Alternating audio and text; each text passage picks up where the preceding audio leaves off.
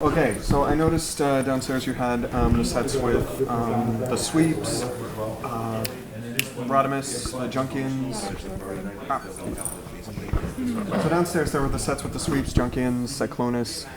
Those are all some really classic molds being brought out of the woodwork. What I honestly thought those were put out to pasture. What brought on bringing those guys back?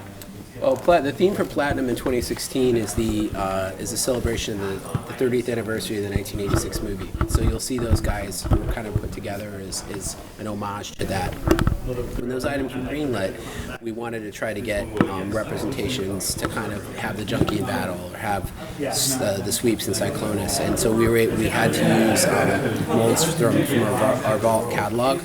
But in the spirit of the 1986 movie, we did develop new product for Titan's Return, namely like the Scourge and the other guys that we revealed today. They're definitely pointed towards the 86 movie. So, in short, the 86 movie. Okay. One more question. Sure. We've seen like a insurgence of a lot of female characters between Victorion and the RC Windblade, Chromias. Is there any chance of seeing other favorite characters like Nautica in the near Sure, future? yeah. We talk about Nautica all the time. There's certainly a big fan following for that. With the Titan's Return line, we typically plan everything out about a year in advance. So when I design the tools, I want to make sure that I can make the best tooling economy out of them. We recognize there's lots of female fans out there, and I certainly love Nautica in the series, and she's cool, but I can't really comment on that at this time.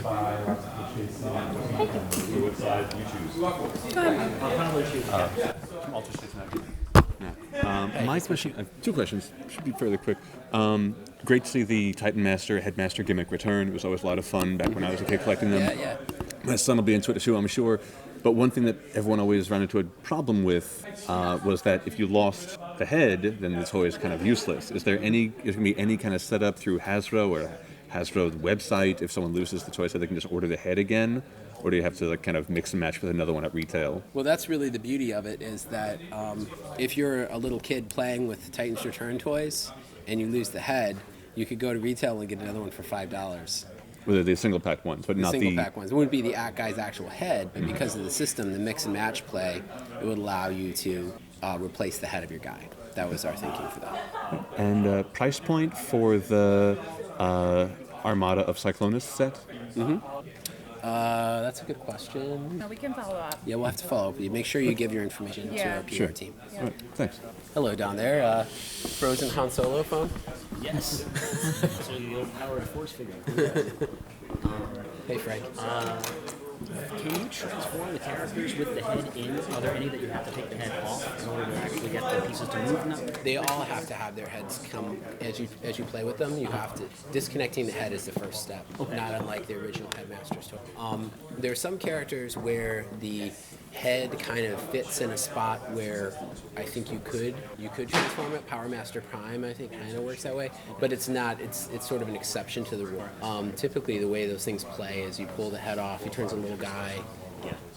The car transforms, the door opens, And the Soundwave, all the images of the transformed Soundwave head doesn't seem to have the crest and all that. Is that something that stays on the robot itself and comes over, or? The crest, no. The Titan Master itself has like the yellow eyes, but he's got kind of a Darth Vader back of his head. It sort of looks like like Anakin Skywalker from Return of the Jedi. Sort of, it has that sort of deal to it. The helmet actually has the V spot. So some of the early images that were revealed online showed that kicked down a little too far or too far up, so he looked surprised. The reality is it's a really cool, the way the mask works, it's actually really cool. We have a sample down in the showroom. I can transform it back into robot mode so that in our showroom I can make sure that it can be photographed that way as well. We only have one sample at the time. Yeah, thanks. Cool. Good question. What's up, Kevin? John. I wondered if you could talk about a couple things. Development of the fiction. Did you have a lot of input towards IDW, or did you just say roll with it however you want? Did you have thoughts on, did Hasbro proper have thoughts on how they wanted the Titan Master to play into the developing story? That's a really good question. Last year, was it last year? Might have been 2 years ago. A long time ago, the galaxy far, far away. A long time ago, we actually flew out to, Sarah Carroll and I flew out to San Diego to meet with Barber and his team and kind of told him about Titan's Return. And at the time, it was sort of codenamed Titan War, and we had like its own sort of arc.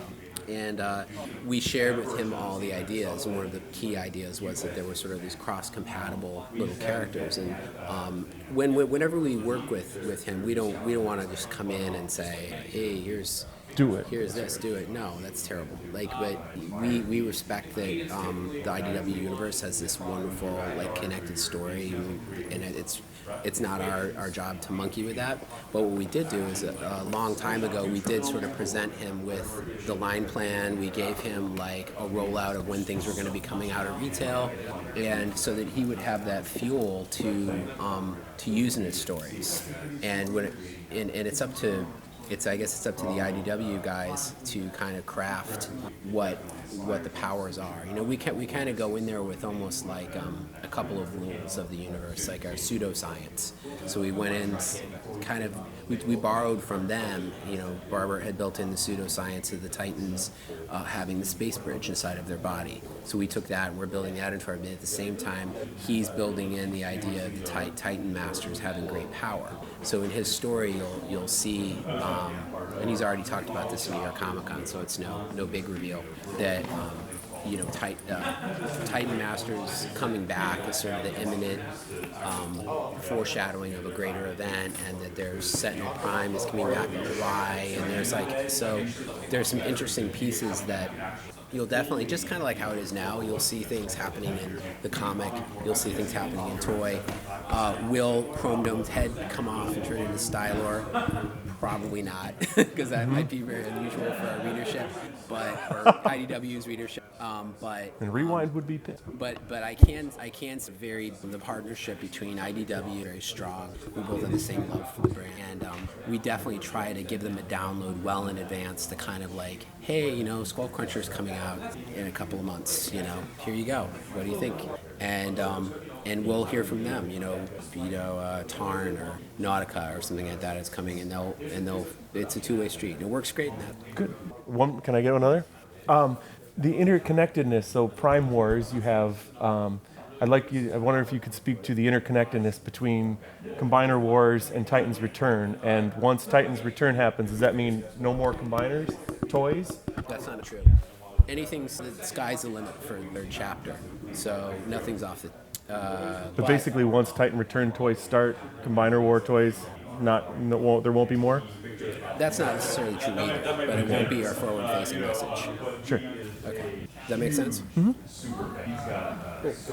You? Okay. 2 questions then. That's Michael? Yes, Michael. Hi. Nice to meet you. Thank you. Toys R Us is giving it out. With the Headmasters, is there anything where maybe you'd have 2 different molds, 2 or 3 different molds where the heads, depending on which head goes in, a different feature would pop out of the action figure? Oh, that's interesting you say that. I don't know if you've had a chance to really see this down there or not, but the deluxe class guys, they just have sort of a simple head removal, kind of like original Headmasters. So when you take a Titan Master and you put it onto a Voyager class character, Sentinel Prime, for example, sort of has this thing where you press it and these kind of pieces come up next to his head, and you can articulate the head and those pieces together to kind of give his head more mass. And then there's a transformation feature on the leader class that comes over the helmet. So in a sense, what you just described to me does actually happen. There's a certain level of reveal and transformation, but it's not quite literally unlock features. That's more like Power Certus Prime, the weaponizer mini codes. All right. And then one more quick question. Any more, at San Diego Comic-Con this past year, you had a very nice collaboration with IDW where if you got the Hunters triple pack, there was also a comic tie-in. Is there looking at more tie-ins like that? I wish I could talk more about that, but I think you're just going to have to stay tuned until BotCon or the Pulse. Very good. Thank you. All right. I feel like Oprah. Scott Rubin, Figures.com. It's more of a comment. I just wanted to say that as a reader of Transformers from IDW, I think it's great when you collaborate and we do see things from the comic influence the toys, at some point, Cool. and Right vice on. versa. And especially it was cool that you guys actually talked about Chrome Dome and Rewind and the Con Young's Endura, because it's one of the coolest things that have come out of the recent Definitely. mythology. Yeah, and they've really yeah. given us more in depth about how Transformers have relationships and things like that. And I think that's cool that you guys actually It is. referenced It's. it. I think it's a really really cool piece of the fiction, Yeah. and Transformers is really such a beautiful universe in so many ways that to love it is to love all of its different pieces of storytelling. So I'm glad you like that. Thank you. Yeah, it made sense for Valentine's Day. Yes. Cool. Any other questions over here? Ben. John, Ben from Ben's World of Transformers. These are not softballs, so I'm sorry. I just have to ask because it helps me when I engage in discussions No, please online. fire away. Can you address how in the last, I would say, 4 years or so, 4 to 5 years, there have been more and more increased use of hollow parts, like inner forearms and so on? This is one criticism I see constantly. So Definitely. Well, I think that this is a consequence of two things.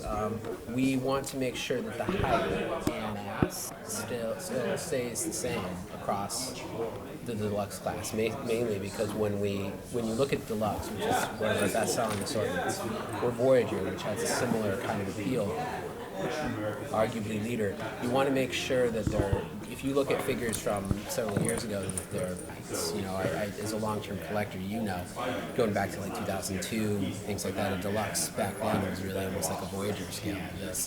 In the past 5 years or so, we've been trying to kind of put that, put an end to that so that in height, because we know on shelf really a lot of our collects and literally 86, the original G1 crew launch or something like that. So you want to be able to have those guys in the same. It worked really well from Combiner Wars because it was a modular system.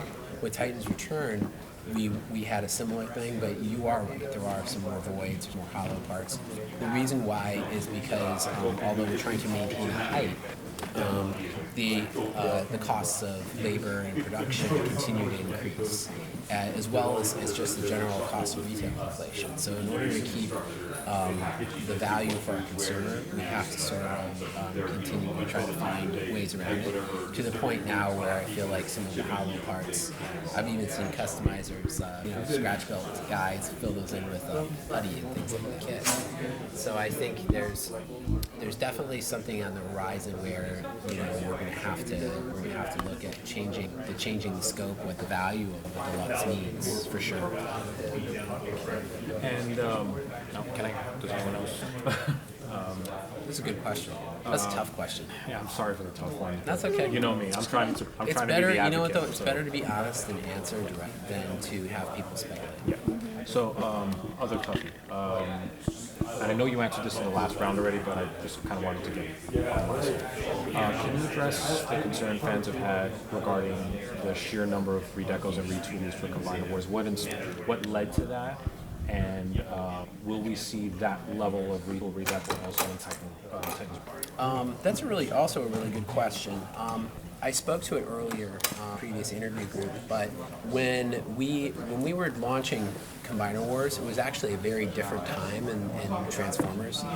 The system was largely unproven, and we were actually trying to sell. We were coming on 30. People still thought that fans were that there was a niche group of an audience. But what ended up happening was that when we built that line, we had to try to make. I planned the entire line out in advance, and I had to kind of figure out, okay, I'm going to reuse these. You only have this much tooling to do. You have this many items. I was trying to spread things out to get bus line. Well, not just for fans, but because I believed that many generations were going to enjoy it too. Fathers and sons, moms and daughters, dads and daughters. There are new people playing together. And it turns out that actually seems to be happening. When you go to the toy store nowadays, you don't see a lot of Combiner Wars stuff. And I think that it's because we have attracted an entire new generation of young Transformers fans. And I find that really exciting. Now that that's happened, with Titan's Return, I feel like we've got an opportunity now with so much great attention that Generations has gotten to create a line that where we have different economies, and we're going to be able to shift things around and look at things. And I still create my line, or our line. I create the entire product line with a team of very talented people to have a scope of almost a year plus. And when we do that together, we are able to look at all the costs and kind of do all the shakes and checks and balances. But one of the things I really brought to the table for Titan's Return was the suggestion that I saw a lot of people saying online in social media that the line did have a lot of repaints. So although I tried my best to make there were sensible paints like that were character focused and made sense appropriate in the Transformers universe, yeah, I totally get it. So for Titan's Return, we're going to try our best to keep as many new or partially new retools as we can, because we're actually entering a different era of Transformers. 87 had a lot of, so we're trying to I see John knows. Are you guys okay? No, these guys are. Might be kind of a pie in the sky thing, but if someone asked about Nautica before, is there any realistic hope of an Overlord at some point? Overlord's awesome, but I cannot comment at this time. But I know very well who Overlord is. He's very, very cool. I wish I had the G1 Overlord, actually. Cool. Yeah. Thinking of more characters that haven't been, I mean, Cyclonus has been done times. It was Cyclonus. But is there any plan to have this from the idea? Oh, the one with the broken horn? The horns are different, his body is different. Yeah, it's on my radar. He is really no plans at this time. Go back. This is an easy one. This is super simple. Ellie, it's been sort of become like the spokesperson. I'm just thinking loud house here. It's all. 20th anniversary Beast War. Beyond the primal that's already been revealed, is there anything else planned? Not for Okay. Question just escaped. Sorry. But I can say this, and I said this in the previous interview, and actually candid fans just have approached me, is that the Beast Wars universe in 1996, argue 2000s, and I think there's opportunities in the future to reconnect with that. I feel like even in the coming years, bridges, as our fan base changes, and as our fans that remember that have a nostalgic connection, they want to share that with their kids or their family or add that to their collection. There's no reason why we would never write that era or any other era, Armada, Energon, the 2007 movie. There's no reason why we would ever look at any of those as either part of the universe. They're all Transformers. Actually, I just remembered another question. And you're the perfect guy for it. Sorry. Engineering question. Sure. Going back to earlier, the point about combiner wars, retools, redecos, at which point, I've heard the term the tool is worn out before for past molds. Yeah, they do wear out. How do you tell when that limit's been, how do you make that determination? It's a number of factors. I'm not an engineering product designer, but I lean engineering in what I do. The mold condition has to do with a lot of it is where India has different than China versus a tool Vietnam. And also how some mills were stored, in a way where some of them develop rust and things like that. So it's a case-by-case basis. The molds, when they have to be reused, they literally have to crack them open. 2 tons, they crack them open, they look inside, they have to be properly lubricated before, and sometimes that is a very expensive thing to do. So when tools are retired or they fall into disrepair, I think it's sometimes a consequence of that era being new. So it's also there's so many tools that I feel like we almost have to do CSI to so they're still out there for sure, and I think there's certainly fan demand for retools or something. It would warrant us having a long hard look, but sometimes they just fall apart. Sometimes they leave them like there's a leak and no one knew about it. Actually, it's interesting. You mentioned India v. China. Is it more difficult now to do another run of any of the tools that are still in China? A logistics question like that would be difficult for me to answer based on the fact we're dealing with different countries and their laws and things like that. But I can say that it gets complicated when you're moving tools. Moving tools is an expensive venture. Like I was explaining, they're very heavy, so it's not as easy as picking up a TV movie. It's like picking up my Volvo that I sold off from 5 years ago and moving it. Like it's not an easy thing to do. And they're solid blocks of steel, and like you said, some of them rust. So, a couple more questions. We're going to do a time if you continue to ask John a question here, but if you'd like to move from Star Wars and speak with Joe, or go to Marvel and speak with Dwight and Matt, I'd love to do that. I'll back up if you guys want. Yeah.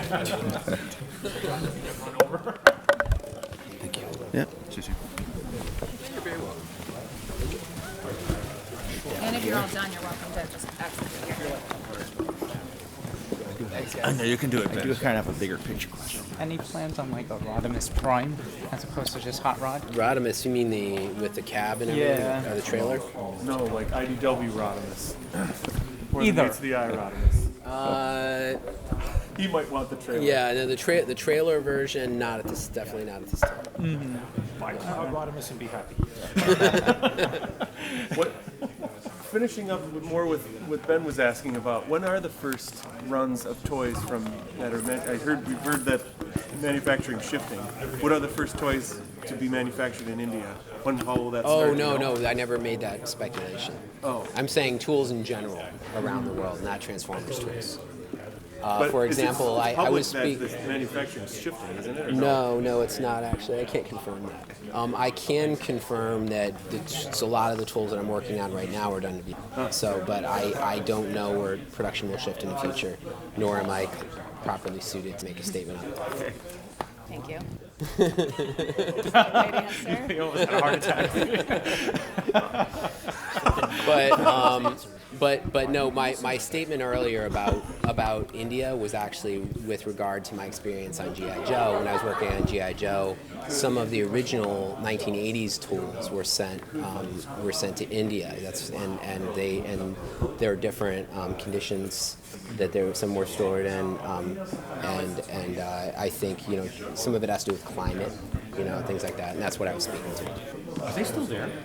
I'm just fascinated by that. I don't know. That may who knows Daryl, because he loves paying the Joe. bill for that warehouse. It's gonna be a huge warehouse. Wow. Yeah. Seriously, right? John, kind of a bigger picture question.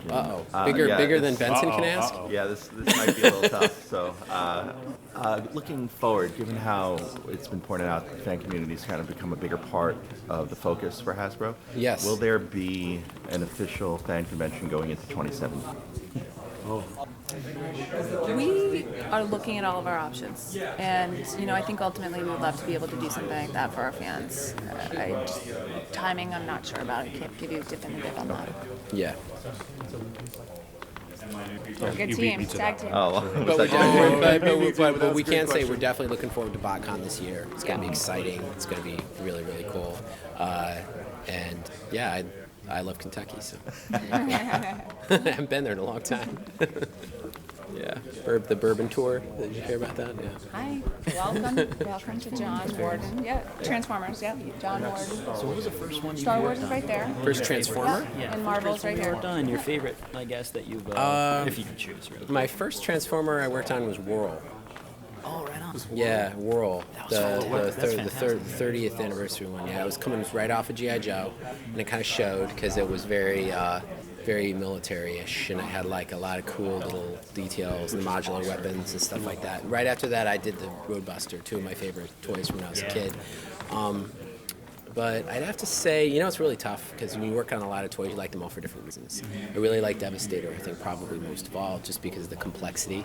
And I'm not just saying that because it was like, such a big, exciting thing. But I think working on that was such an incredible challenge to get all of the pieces to work together, to get the green all right, and to make it so physically big. It was really satisfying to see it done. And it was even more satisfying when we went back to the fans to hear how much everyone knows. There's nothing more gratifying than working on something than having people get as excited about it.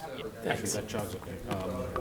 We were told maybe 3 teams ago, Okay. way back when, that G1 Fort Mac, he doesn't pass the drop test, so that's why he never got reissued. What challenge did you face when you had to design Titan Metroplex and this guy to make sure they do pass all the safety tests despite the size, the bulk, and I guess the same would apply to Devastator too? It's a really good question. Drop really only pertains to a flying toy, which Fortress Maximus is not. It's not. Yeah, it's not. It is a ship he turns into, but it's not a spaceship. It is like a nautical ship, as you can tell by the aircraft carrier ramps. So for that reason, he didn't have to withstand height and drop tests and things like that. But that being said, it's the toys we make now actually are made to withstand a good number of tests, because we don't just design them for fans, we design them for kids too. So. That's fascinating. So it's only the flying toys? So it doesn't matter if a character can fly, if it's only if they turn into something that flies? Well, I think that the rules are different, but typically the way I've worked is if it's a flying toy, it's judged under different standards, yes. Makes sense. Does that mean that you put the ramps on there so that it wouldn't be considered a flying toy and then wouldn't have to? It'll never be a flying toy. Yeah. It's a jet. It's got It's a boat. ramps all over. It's an aircraft carrier. Can't you tell? No matter of when the tooling and wear out, how you test it and so on. I don't know if you can answer this, but just I'm curious. For a standard mass retail transformer, like you mentioned World 5 minutes ago, can you give an approximate ballpark of how many are manufactured? Something like 500,000, 1 million, 5 million? We unfortunately can't really comment on the quantities of manufacture that we do. But yeah, that's just one of those things where it's difficult for us to talk about. Not until you can do a slide like the Marvel presentation. We did that. Million. Whatever year. Yeah. It's like McDonald's. There's a sign outside. One more question regarding the old molds and Platinum Edition figures. Yeah. How does the price structure for the Platinum figures kind of develop, in that a lot of them are old toolings, and you figured there would be a cost savings there in development? Is it the stores, is it the retailers that mandate certain price levels, or is there something else going into it from a limited run standpoint? Or well, the Platinum series, we've tried to add additional deco to it. That's a big piece of it. A lot of times the packaging is a little more premium, and sometimes the character choice, the characters that we find are either more expensive molds or something like that, they when they're brought together, when given that premium deco, warrant a higher price point. Jared a while ago talked about, there's not Jared, Jerry Javoine, when he was on, talked about how there are different tiers almost of products. And think about Masterpiece, the type of product that is. And Platinum is, for us, is the place where we can offer things like die cast. We can offer things like premium paint. So I think that those types of things drive cost and value for our consumer. Hey, how's it going? Thank you. Turn line. Very well done.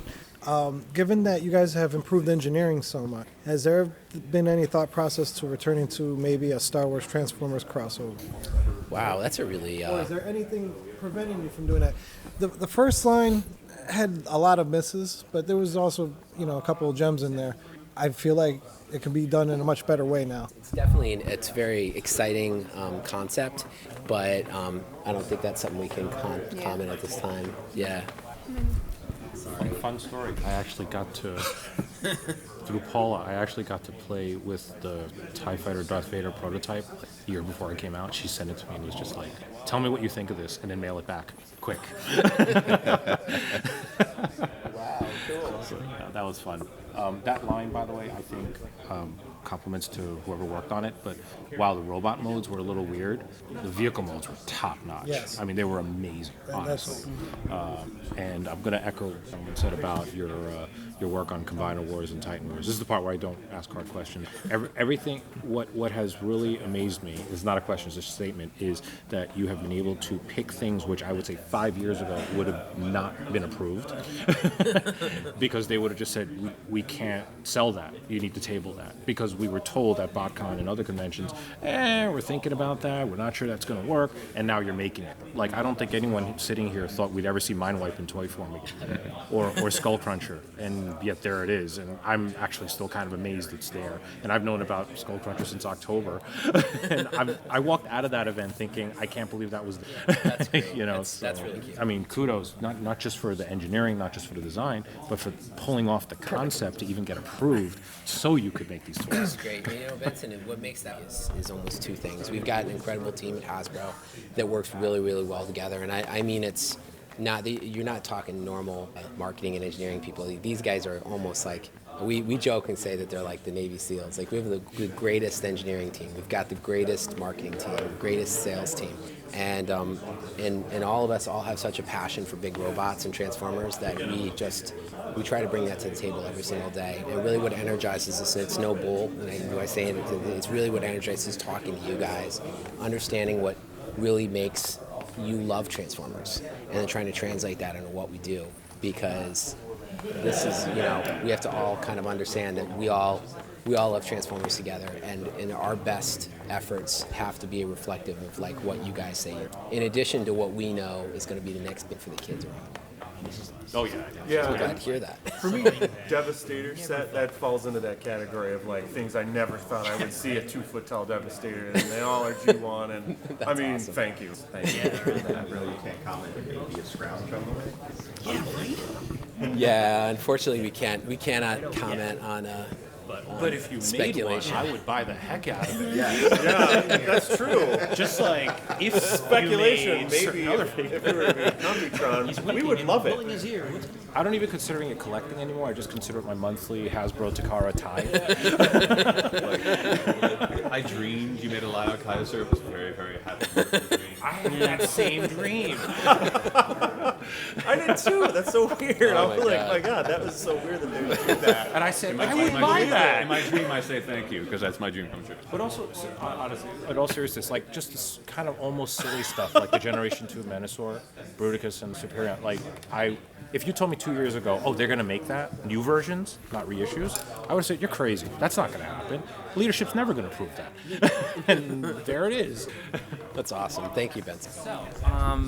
Originally, the headmasters sort of paved the way for Power Masters and Target Masters, and eventually Micromasters. So I was wondering what the possibility was of a sort of rebirth of Micromasters. I love Micromasters, and if you look at here's a little bit of an Easter egg for you guys. If you look at Blaster's city mode, you'll see the Micromaster Fire Station caution logo.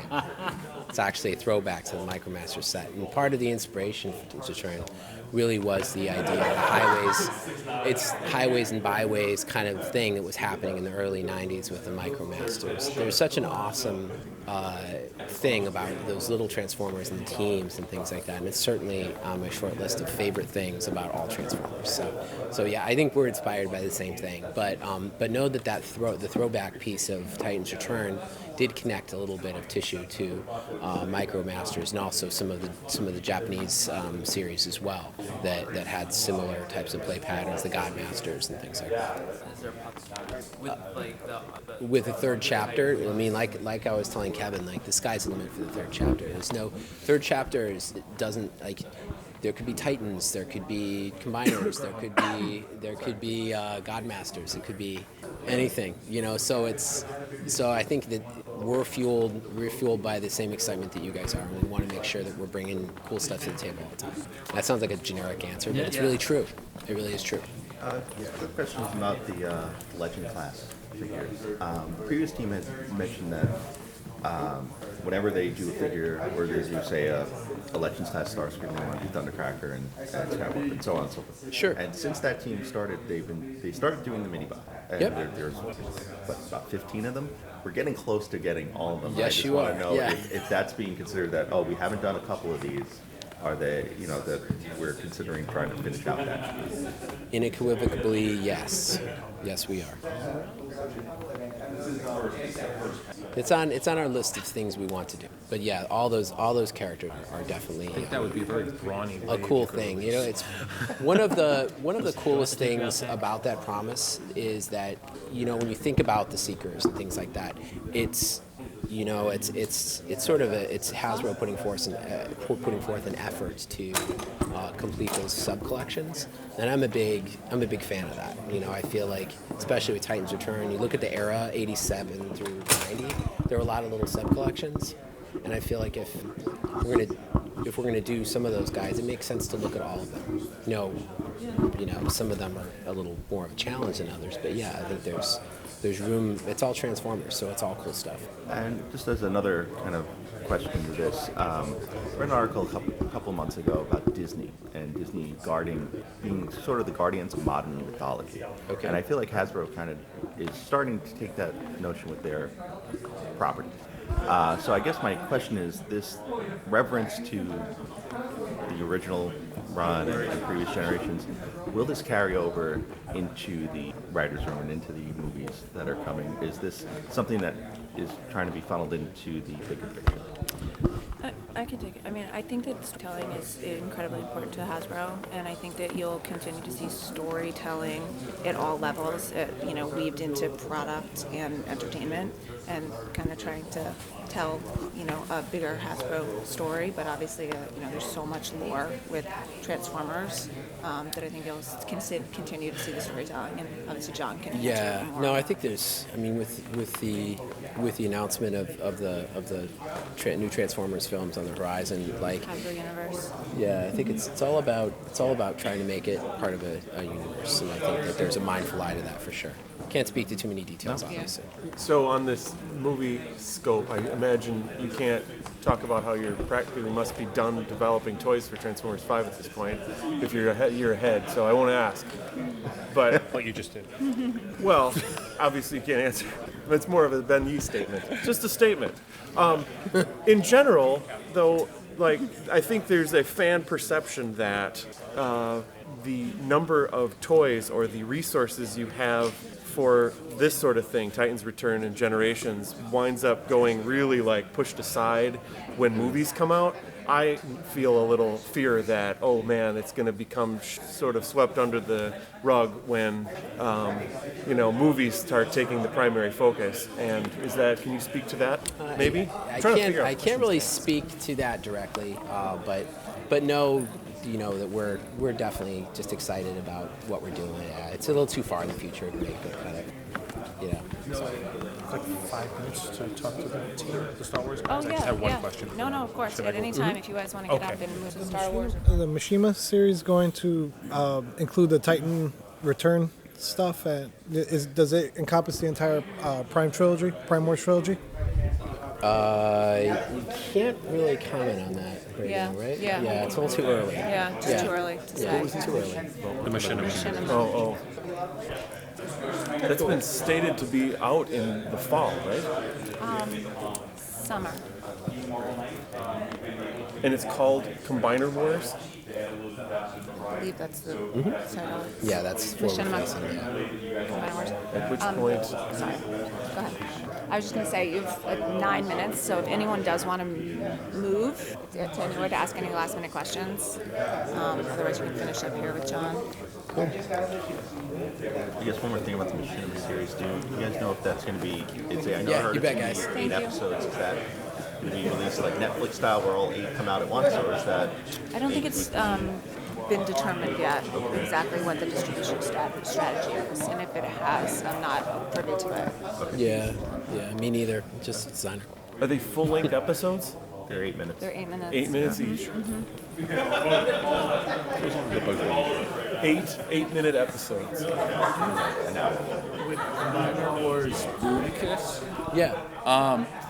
I know you have Blastoff, which you're using, looking at the dollars and cents of it and going with the Redeco.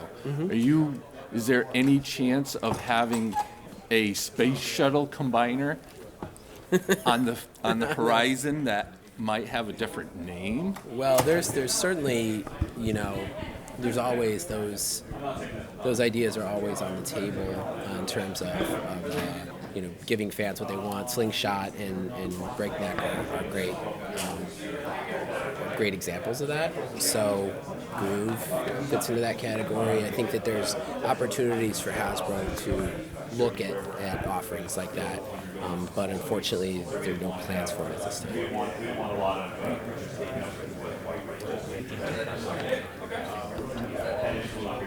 Computron? Unfortunately, we cannot confirm any speculation or rumors. Okay, guys, I think you tapped out John. Yeah. Thank you. I'm just gonna roll back. Water. Thank